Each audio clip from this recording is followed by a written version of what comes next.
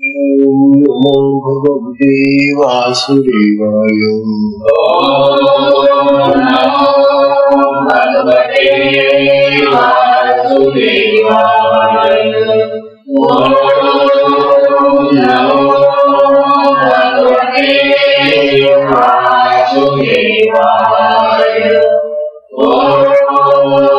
नमो भगवते वासुदेवाय।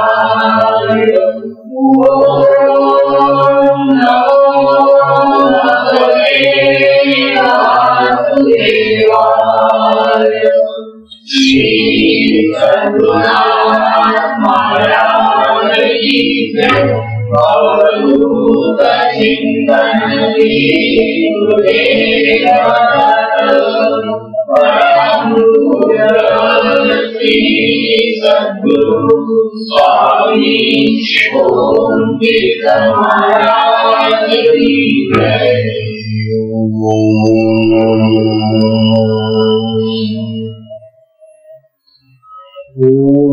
नारायणं पद्मभवं वसिष्ठं शक्तिं च तत्प्रकाशरं च व्यासं शुकं गम्भपदं महन्तं गोविन्दयोगीन्द्रमथविशिष्टं श्रीशङ्कराचार्यमतस्य पद्मपादं हस्तामलकं च शिष्यम्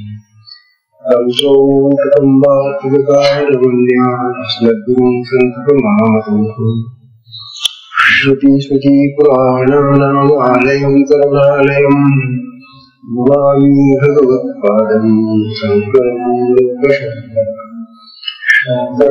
शङ्कराचार्यं केशवं सूत्रभाष्यकृतो वन्दे भगवन्तो नित्यं शुद्धं निराभासं निराकारं नित्यं निरानन्दं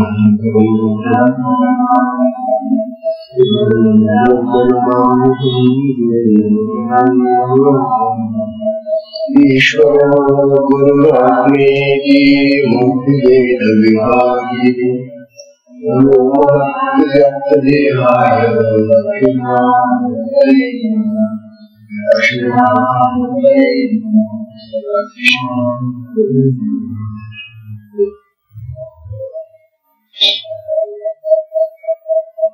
श्री सद्गुरुनाथ महाराज की अवधूत चिंतन श्री गुरुदेव परम पूज्य श्री सद्गुरु स्वामी ओम तीर्थन महाराज की जय। महाराज की जय। अवधूत चिंतन श्री गुरुदेव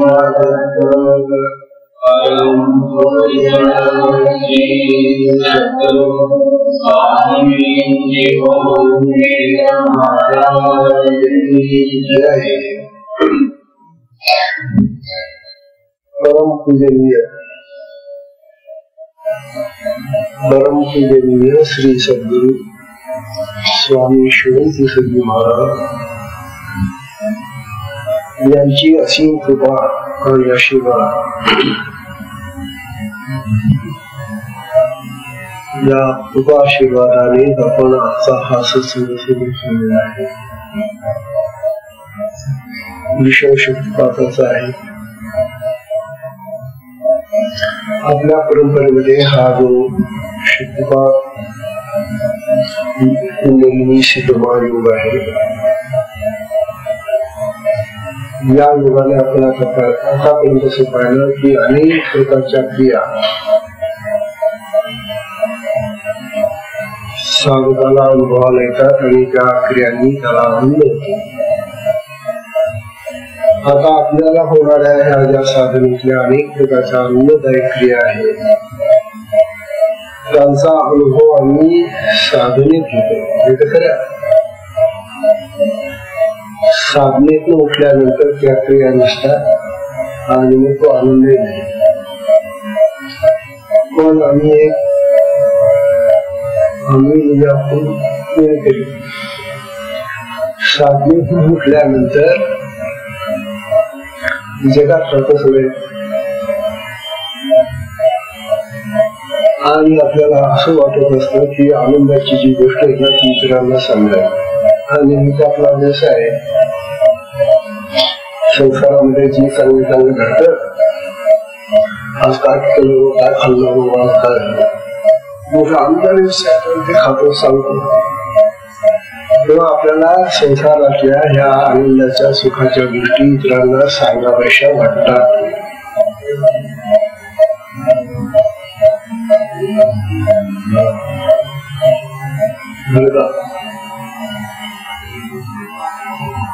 जशा त्या संसाराच्या गोष्टी आपल्याला इतरांना सांगाव्याशा वाटतात आणि त्या ऐकणाऱ्याला मग कौतुक वाटतं आपलं आणि सांगणाऱ्याला स्तुती वाटते आत्मस्तुती. पण बाबांनो एक चूक मात्र करू नका. शास्त्र सांगते ना तुम्हाला साधनेत अनुभवाला आलेल्या आनंदाच्या क्रिया आणि तुम्हाला आलेले अनुभव अदीक्षित माणसांना किंवा कुणालाही अन्य दीक्षित असो तर अदीक्षित असो इतरांना सांगायचे नाही. हा दंड वेगळा आणि याचे परिणाम देखील भोगावे लागतील.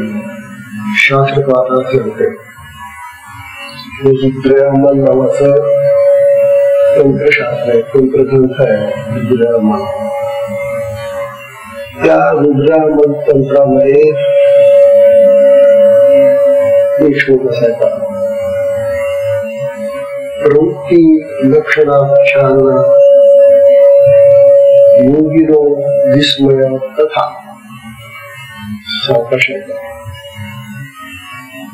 प्रवृत्ती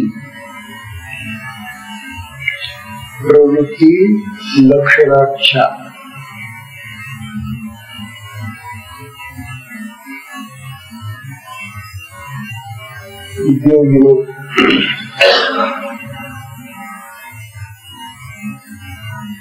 योगिनो विस्मयात् तथा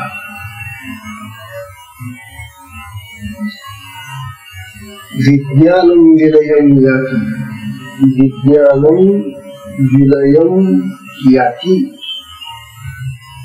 तस्मात् गोप्या प्रवृत्तया तस्मात् गोप्या प्रवृत्तया.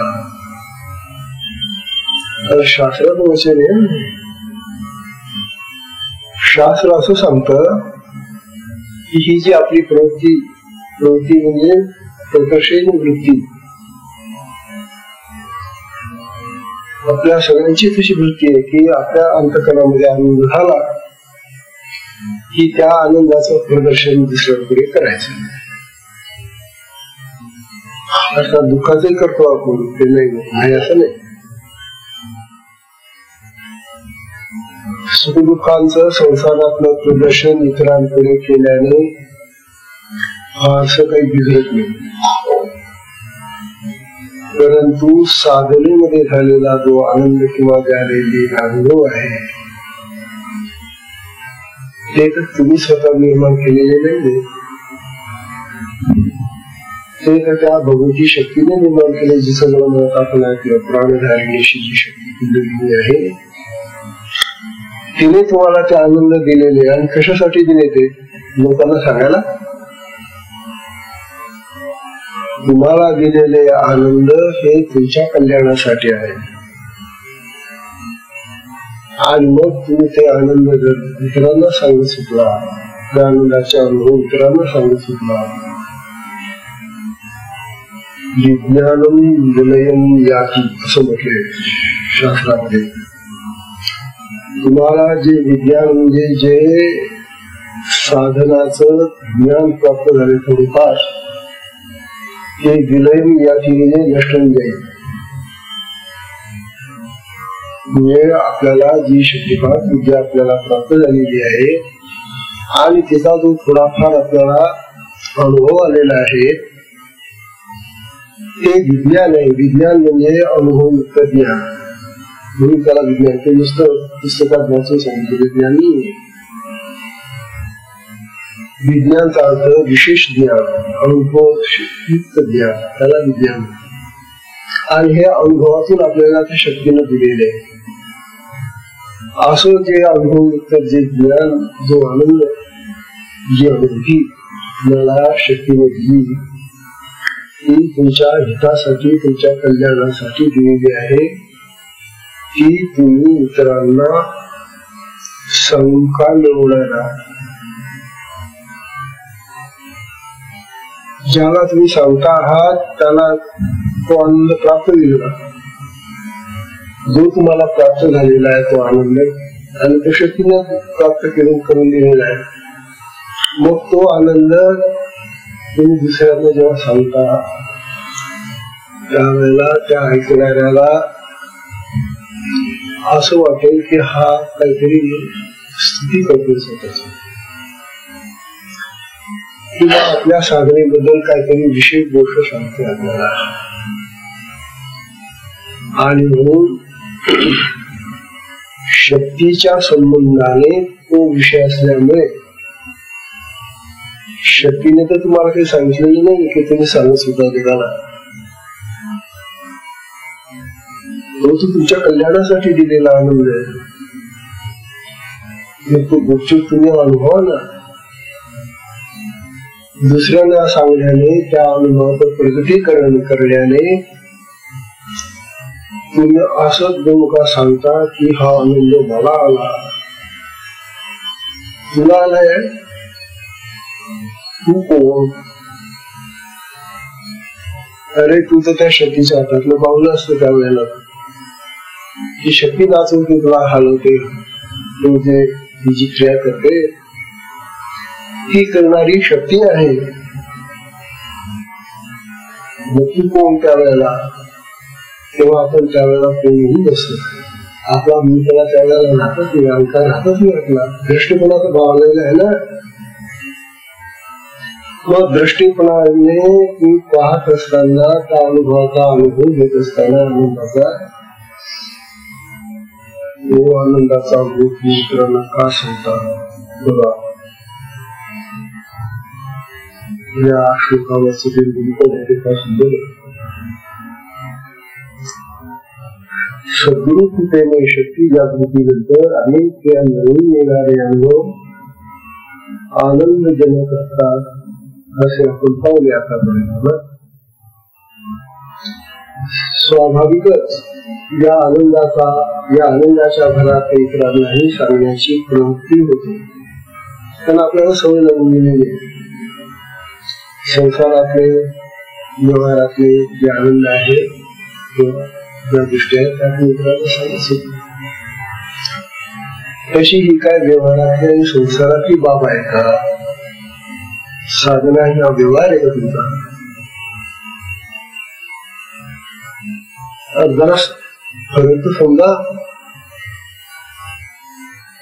संसारातले तुम्हाला कर्ममधून आलेले सुख दुःखाचे अनुभव तुम्ही इतरांना सांगणं ठीक आहे, त्यांना ज्याला सांगतात त्याला येतात. पण आता तुम्हाला जो आनंद झालेला आहे, ज्या विज्ञानाने आनंद झालेला आहे, ते विज्ञान त्या सांगणाऱ्या माणसाला आहे का?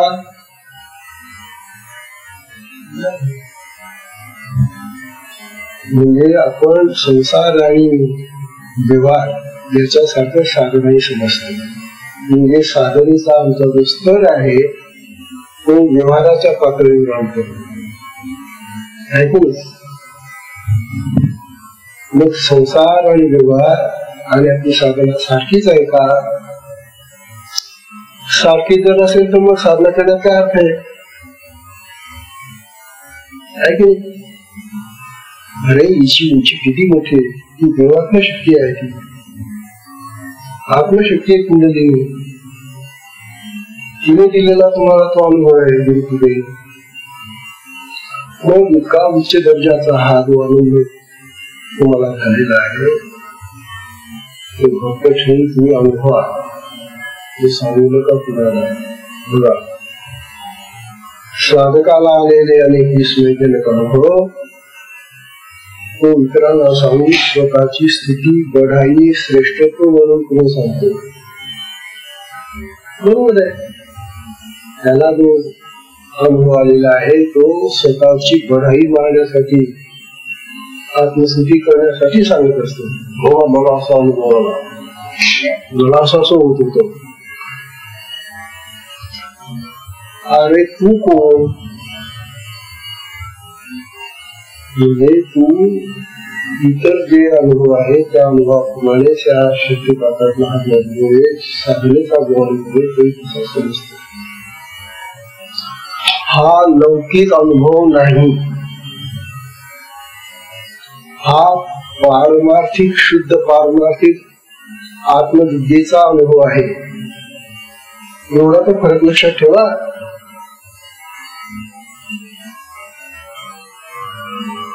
तेव्हा तो आपल्या स्वतःचं महत्व दाखवतो. त्या ठिकाणी तुम्हाला असा अनुभव आला. हे आश्चर्यकारक अनुभव इतरांपुढे प्रगट करतो. काही वेळेला त्याला तर अशी इच्छा होते की माझे हे अनुभव लोकांनी छापून वर्तमानपत्रामध्ये सुद्धा प्रसिद्ध करावे. करतात ना लोक. अहो तो जर अमुक शिवाय साधक ना त्याला असे अनुभव आहे. काय झालं तेव्हा वर्तमानपत्र म्हणा किंवा लोकांपुढे जाहीर सगळे सांगणं म्हणा किंवा एकांतात का बोलण्याचे सांगणं म्हणा चुकीचं आहे.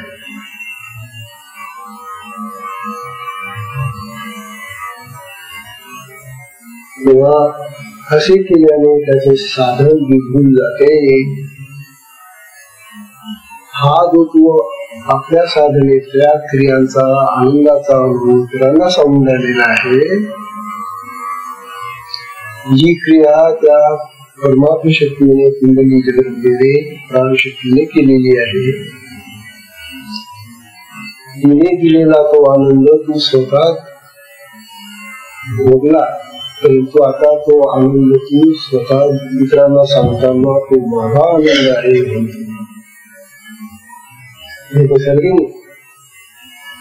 तू असं म्हणशील का? त्या साधकाला जेव्हा सांगशील इतरांना कुणाला किंवा मला त्या शक्तीने असा अनुभव दिला होता असं सांगेल का? हा असं सांगेल की मला असा अनुभव आला, मला तसं अनुभव मला असं होतं. हे जे मी मला आहे ते तू सांगतोय ते तुझं नाहीये. जे तुझं नाहीये मग त्याला माझं कसं सांगतो? जसं एखाद्या पाहुण्याला आपण घर दाखवतो, जेवण पाहुणे आलेले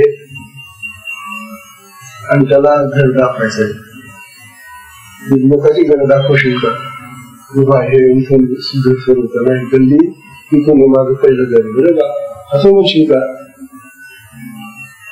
लोकांची घर तू आपली घर पोहोचतो. तसं झालं आहे. शक्तीच्या क्रिया आहे, शक्तीने दाखवलेला अनुभव आहे, शक्तीचा तो आनंद आहे दिलेला सांगतो स्वतः घेतोय. म्हणून हा अपराध आहे, सुख आहे, गुन्हा आहे. तसं पाहिलं तर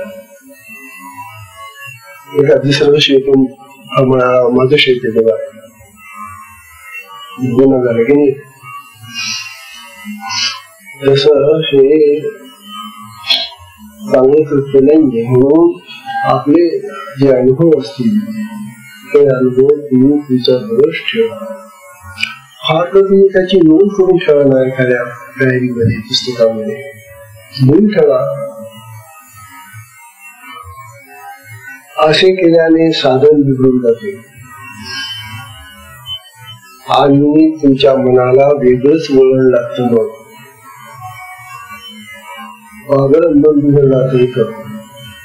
ज्या मनाला शक्तीला आतापर्यंत दाबून ठेवलं होतं, शक्तीनं आपल्या ताब्यात ठेवलं होतं, त्या मनाला साधनेमध्ये बरोबर नाही शक्तीने त्याचं कार्य बंद ठेवलं होतं. कारण तो मुलग्याचा राजा आहे ना मन, त्याला तिथं वाहू नका शक्तीने. तू जेव्हा माझं माझं म्हणायला लागला तेव्हा ते मन तुझ्या बरोबर आला आणि मग तुझं मन बिघडून जातं तुला. आणि तुला मन बिघडलं त्याची घडलं की साधना बिघडली. मी कशाला आनंदाच्या अनुभव सांगून आपली साधना बिघडून जा. गप्प राहणं यातनं एक फायदा असा आहे, एक तर आपलं नुकसान होतं आणि दुसरं म्हणजे आपल्या मनावर संयम राहणं. तुमच्या मनावर ताबा राहील तर मग तुम्ही सगळ्या गोष्टी सांगत राहावं त्याला. म्हणजे अध्यात्मातले हे जे काही अतिशय तुमच्या कल्याणाचे गौप्य अनुभव आहे, गुप्त अनुभव आहे, हे उघड करायचे नसतात. उघड केल्याने, गुप्त अनुभव उघड केल्याने आपलंच नुकसान होतं. ऐकणाऱ्याचं काही नाही, तो काय का समजेना. परंतु हा जो सांगणारा आहे त्याला त्याचा फटका बसतो. बघा ना, वास्तविक त्याला आलेले दिव्य अनुभव शक्तीने दिलेले असतात. त्यात त्याचा कोणताही पुरुषार्थ वा प्रयत्न नाही. आपला पुरुषार्थ करते आनंद अनुभव करावे, आनंद अनुभव करावे. मग बढाई काबर मारतो, मग आत्मस्तुती काबर करतो.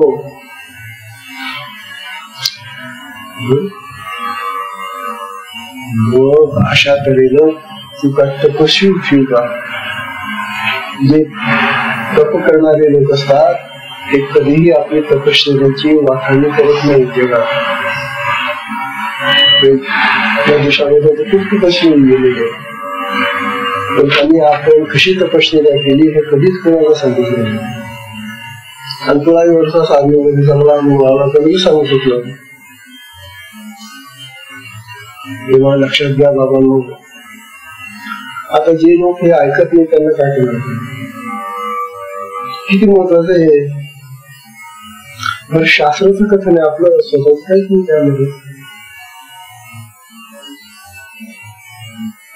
तेव्हा आपली तपस्या, योग, साधनेचे अनुभव गुप्त ठेवावे. ते केवळ त्या साधकाच्या कल्याणासाठीच असतात, इतरांना सांगून का उपयोग. मग तुमच्यामध्ये आणखी 2 श्लोक येतात.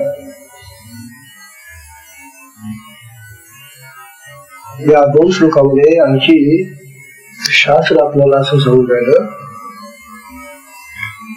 योग योगात भवेत मोक्ष. योग योगात भवेत मोक्ष. मोक्ष मंत्र सिद्धीर अखंडता. मंत्र सिद्धीर अखंडता. न प्रकाश्यम न प्रकाश्यम अतो योगम.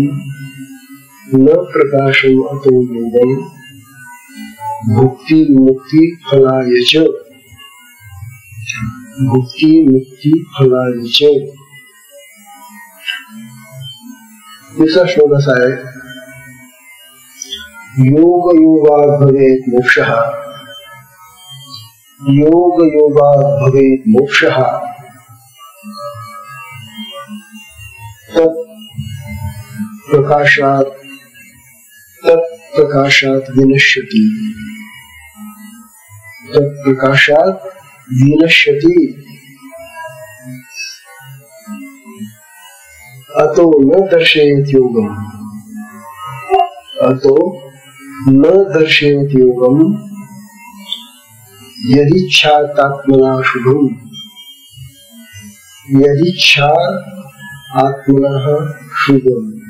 स्वतःच शुभ करून घ्यायचं असेल, आत्मना शुभ म्हणजे आपलं स्वतःच कल्याण करून घ्यायचं असेल तर दुसऱ्याला सांगू नको. स्पष्ट सांगितलंय शास्त्रामध्ये. आता या 2 श्लोकांचा अर्थ कसा सुंदर आहे.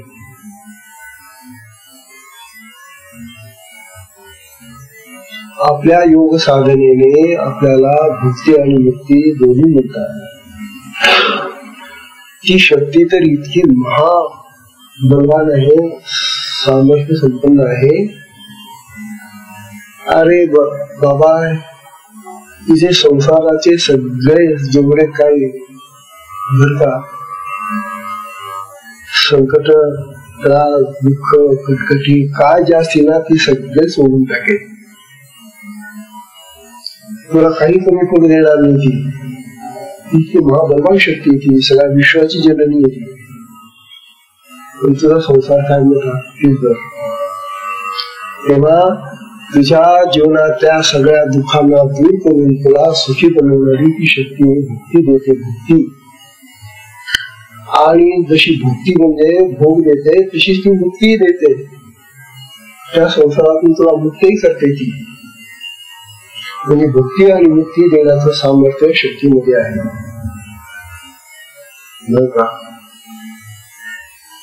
म्हणून योग फल गुप्त ठेवावया सरळ.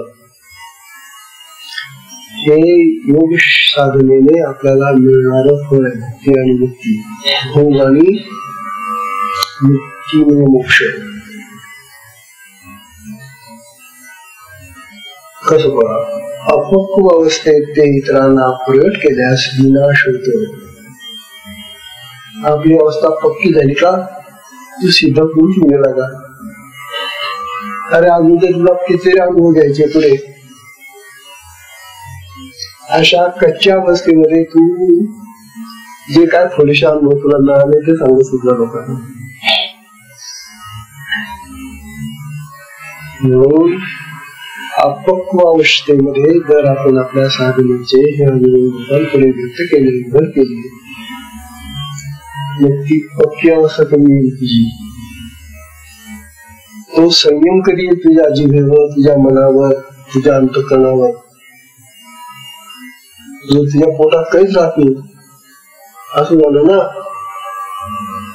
जशा घरातल्या गुप्त गोष्टी आपण जगा सांगतो का?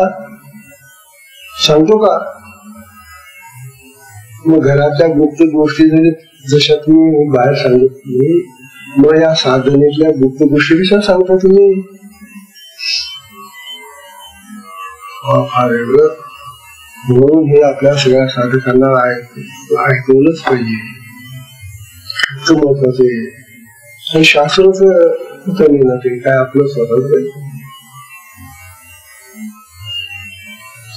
बघा. म्हणून जो साधक अशा आपल्या गुप्त गोष्टी, आनंदाच्या गोष्टी, साधनेच्या गुप्त गोष्टी इतरांना सांगतो तो आपलाच नाश करून देतो असं म्हणतात.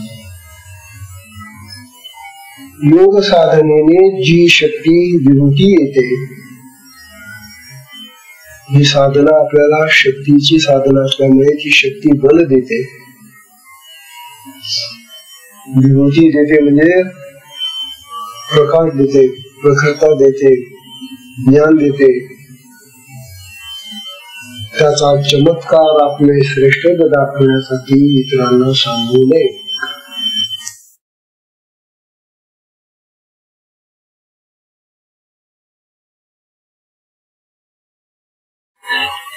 हा खरोखर चमत्कार आपल्या जीवनामध्ये की आपल्याला आलेले हे जे विस्मयकारक अनुभव आहे, आश्चर्यकारक अनुभव आहेत, हे इतरांना सांगण्याने,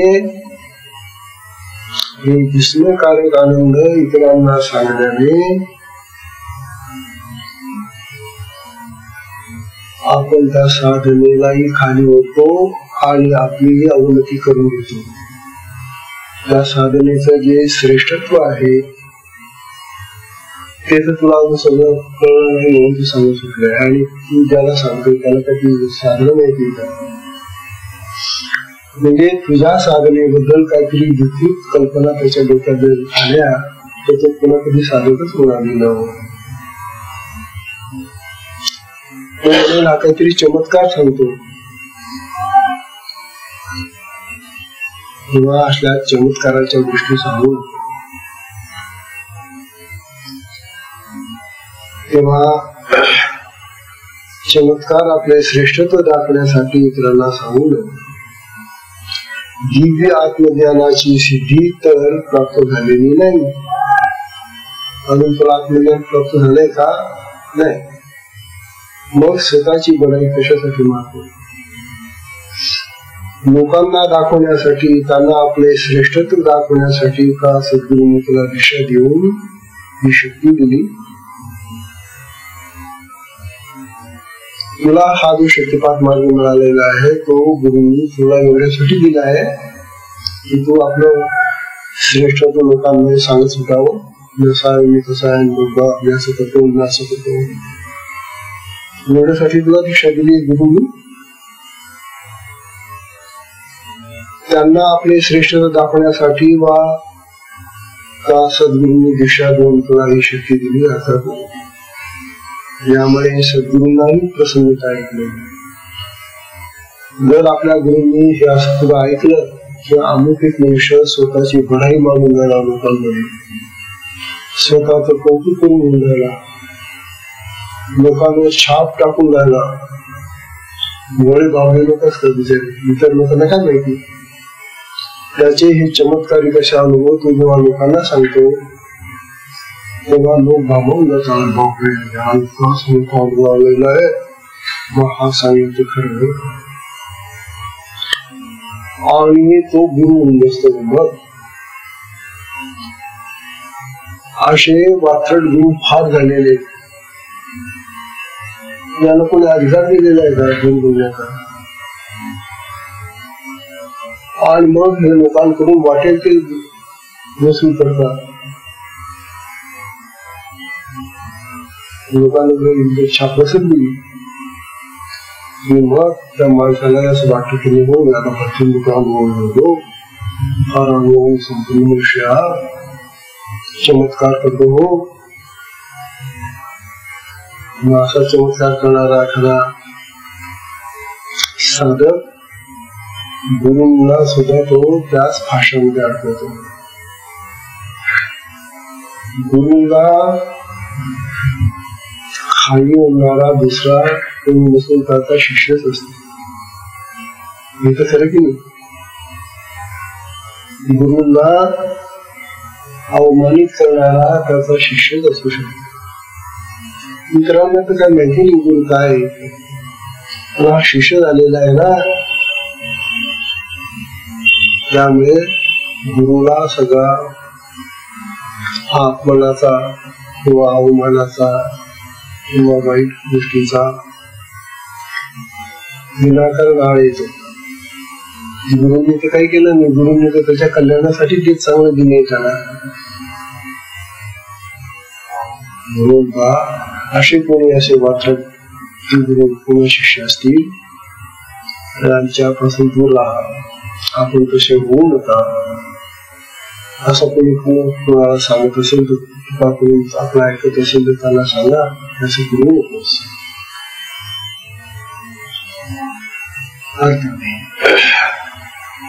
तेव्हा सद्गुरूंना या गोष्टी आवडत नाही.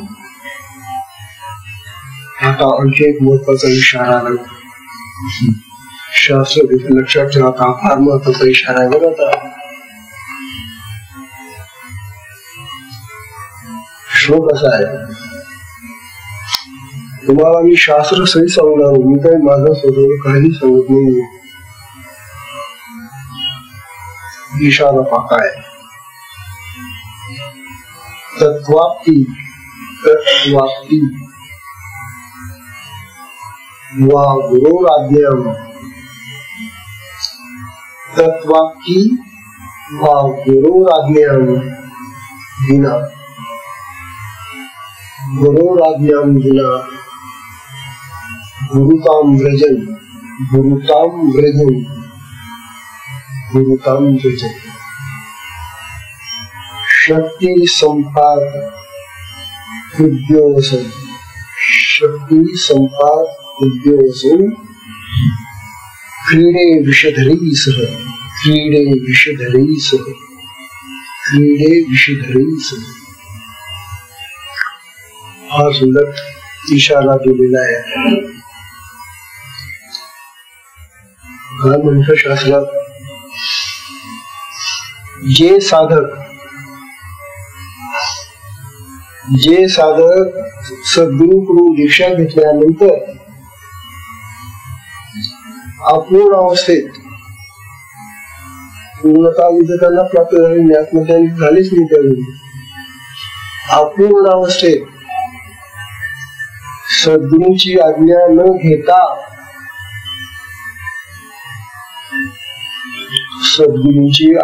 घेता दुसऱ्यांना शक्ती संचाराची, शक्तिपाताची दीक्षा देऊन गुरु बनतात. असे बनलेले बरोबर आहेत. मुंबईमध्ये खूप पुष्कळ सापडले. मी मुंबईला असताना जवळ आम्ही मोजले होते ते 26 लोक होते त्यावेळेला मुंबईमध्ये अशी दीक्षा घेणारे.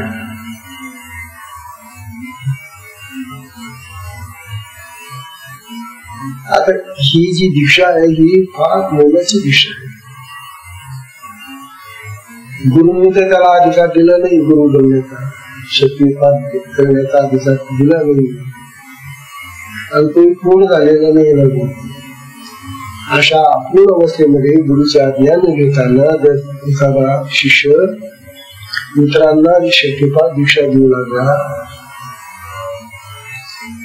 तर त्यामुळे काय होणार आहे ते त्याचा परिणाम सांगतात. शास्त्र म्हणतं बघा, तेव्हा दीक्षा देऊन गुरु बनतात त्यांना विषारी सर्पाशी खेळ खेळण्याचे, विषबाधा होण्याचे महान संकट उद्भवत. जसं एखादा विषारी साप आपण खेळतात, विषारी साप येतो आणि त्याला आपण खेळवलं, तो खेळतो आणि एखाद्या वेळेला जर डंक मारून दिला तर मराठीच पाणी नका. तद्वत ही शक्ती देवता अशी काही भयानक आहे. अरे तुला तर अजून ज्ञान प्राप्त झालेलं नाही, तू अपूर्ण अवस्थेमध्ये आहे आणि तू गुरुची आज्ञा पण घेतलेली आणि तू लोकांना शक्तिपात दीक्षा देऊन राहिला. असे जे स्वार्थी म्हणा, काय नाव द्या त्यांना, असे जे मूर्ख गुरु असतील त्यांना विश्वादा धाराशिवाय लागणार. हे जे शक्तीचं स्वरूप आहे ती शक्ती उत्तमही करेल तुमच्यासाठी आणि नाशही करू शकते. ती विनाशकारी आहे, ती प्रलयकारी आहे, ती प्रलय घेऊन आणते. तेव्हा तुझ्यासारख्या लहानशाचा छोट्याशा व्यक्तीला तुला नष्ट करायला काय वेळ लागतो. तेव्हा ही दैवी शक्ती गुरु परंपरेने प्राप्त झालेली, गुरुकडून आलेली, आणि गुरु सुद्धा आपले जे असतात ते परंपरेने आलेले असतात. त्यांच्या गुरुंनी त्यांना परवानगी दिलेली असते गुरु होण्याची. गुरुच्या परवानगीशिवाय, अधिकाराशिवाय गुरु होता येत नाही. जरी आपण शक्तिपात दीक्षा घेऊन बरेच वर्ष जरी राहिलो तरी तुम्ही गुरु बनण्याचे योग्य नाही. गुरु तर परंपरेने आलेले असतात आणि म्हणून परंपरेचे आपले जे गुरु असतात ते जेव्हा आपल्याला अधिकार होतात की आता तुम्ही दीक्षा देत चला, त्यांचा तो संकल्प असतो. आणि म्हणून जेव्हा दीक्षा दिली जाते त्यावेळेला तो दीक्षा देणारा गुरु जो असतो तो म्हणतो मी दीक्षा देत नाही, हे ते त्यांच्याकडून आलेले हे मी ते तुम्हाला देतोय. अशीच परंपरा आपल्या साधनेमध्ये केली, आपल्या सगळ्या परंपरेमध्ये. ते स्वतःकडे कधीच घेत नव्हते कर्तृत्व. आणि ही जे अपूर्ण गुरु असतात त्यांना ही माहिती नाही परंपरा, लोक खूप असतात. तुम्हाला एक उदाहरण सांगतो.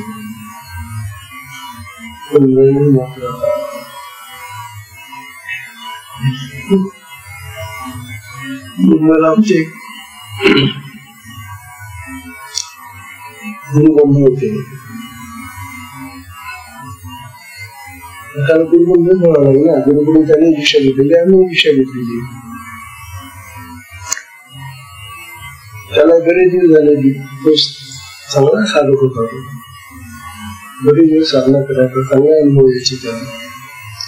पण त्याला काय डोक्यात शिरलं कोणास ठाऊक. त्याला असं वाटलं की आपणही जागा लोकांना दिशा द्यावी.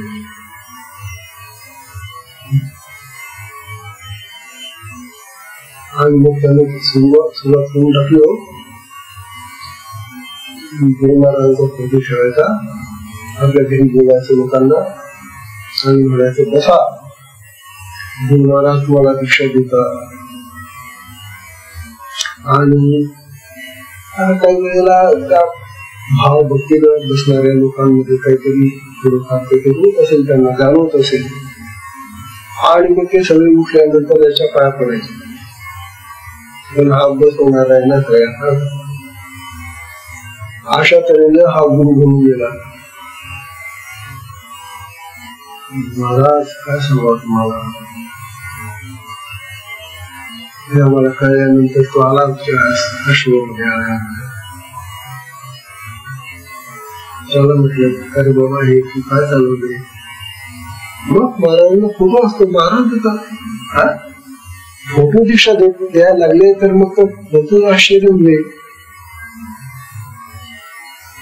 अरे फोटो कधी दिशा देतो का. ठीक आहे फोटोचा भाव आहे, भक्ती आहे, परंतु फोटो मधून मंत्रही करे. काय चालवलंय सर महाराज. पण मला आता पुष्कळ शिष्य झाले माझे.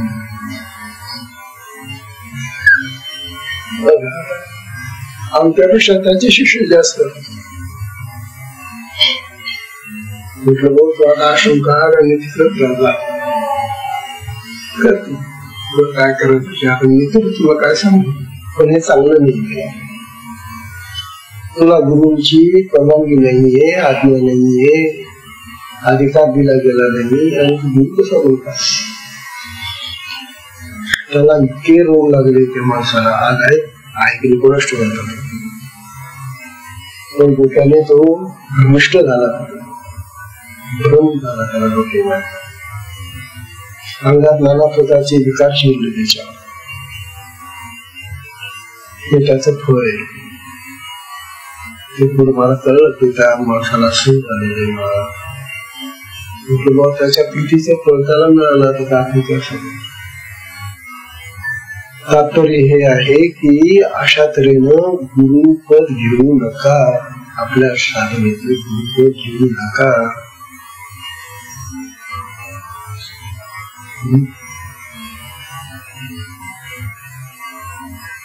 तेव्हा अपात्र साधक दुष्ट बुद्धीने लोभ, मोह, धन, मान, कीर्ती प्राप्त करण्यासाठी जर स्वतः गुरु बनून दिशा देऊ लागला तर त्याचा विनाश नक्की होतो. शास्त्र सांगते. आता पुढचे 2 श्लोक उद्या सांगतो. अजून 2 श्लोक आहे. त्या 2 श्लोकामध्ये हे वर्णन आहे त्याचं काय होतं ते माणसाचं. शास्त्र जेव्हा असं सांगतंय तेव्हा असे जर कोणी आपल्या अंमलीमध्ये तुम्हाला वाटत नाही कोणी नसले की त्याला सांगून पाहतो की असं किंवा सत्संगाची वेळ संपली नाही. सत्संगाला विश्राम देऊ. हरिओम.